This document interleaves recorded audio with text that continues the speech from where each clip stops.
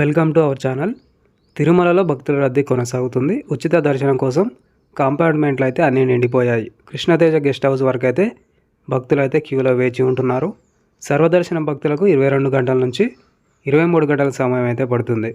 మరి 300 రూపాయల శీఘ్ర దర్శనంకు 4 గంటల సమయం అయితే పడుతుంది. భక్తులు గమనించాలి. సర్వదర్శనం టోకెన్ పొందిన భక్తులకు 6 గంటల సమయం అయితే పడుతుంది. నిన్న స్వామివారిని 74,468 మంది భక్తులైతే దర్శించుకోవడం జరిగింది. అలాగే నిన్న స్వామివారికి 26,878 మంది భక్తులైతే తలనీలాలు అయితే సమర్పించడం జరిగింది. అదేవిధంగా నిన్న స్వామివారి హుండీ ఆదాయం చూసుకున్నట్లయితే 3.86 కోట్లు రావడం జరిగిందని టీటీడీ అధిష్టానం అయితే వెల్లడించడం జరిగింది.